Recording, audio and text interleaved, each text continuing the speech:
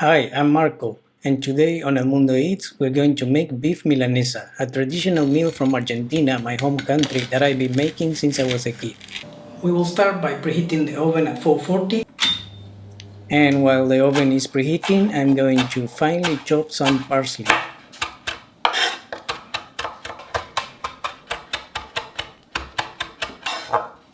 And I'm also going to finely chop some garlic.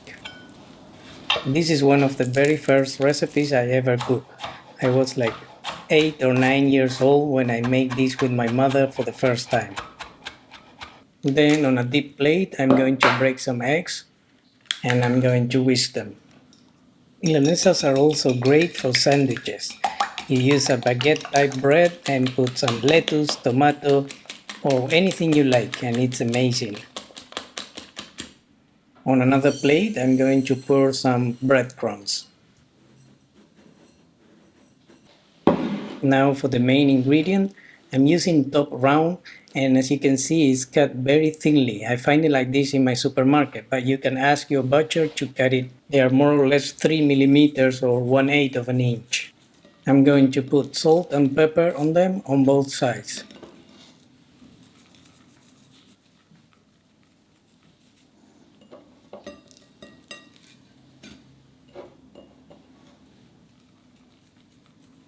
And then I'm going to sprinkle some of the chopped garlic and chopped parsley and pat it a bit with my hand so that it stays on the meat. Then put the next stack on top and repeat the process until we are done with all the meat.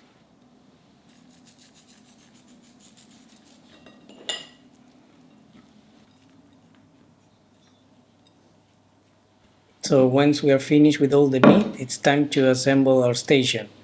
It's important to keep them in this order since we're going to dip the meat in the eggs and then in the breadcrumbs so that we don't make a mess. So first I'm going to dip one of the stacks on the eggs, and don't worry if it loses some of the garlic and parsley, it's okay.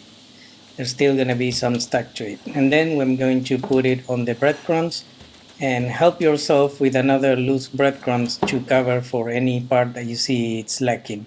Then I put them on a clean plate and continue with the rest. So dip on the egg. Some people like to first dip on breadcrumbs, then the egg, then breadcrumbs again, or first step flour, then eggs, then breadcrumbs. I always did it this way since I was a kid, and this is the way I like it. But feel free to experiment to whatever you feel it's good for you. You will end up with a stack of milanesas ready on a clean plate. And at this point, you can cook them or you can freeze them. Make sure to put some cling film or parchment paper in between them so that they don't stick together when they are frozen. Now, the traditional way of cooking them is by frying them, but most of the times I make them in the oven. For that, I brush a baking tray with some oil, and then I put the milanesa on top and spray them with some oil on top. If I don't have, like in this case, I'm just using a bit more oil and brush them with oil on top. Now I'm going to cook them on the top rack of the oven with the top heat on for like 6 minutes, and after 3 minutes I will flip them. And now I'm going to show you my way to use the leftovers. Okay, it's actually my mother's way, but she will never throw food, and usually you have some egg and breadcrumbs left. So you just mix them, add the breadcrumbs bit by bit until you get this paste consistency, and then you create these patties that you can cook them like another milanesa. You can fry them, or in this case, cook them in the oven, and they are delicious. These were my favorite when I was a kid. If there was none of these patties, I will get angry.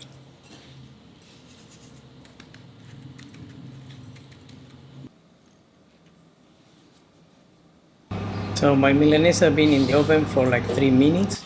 So I'm going to flip them. You can see how it gets golden at the bottom because the pan is hotter.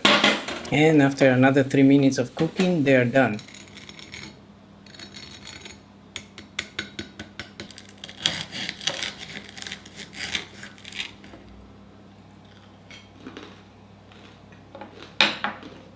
Next, you can watch our Argentine playlist for more delicious recipes from my country.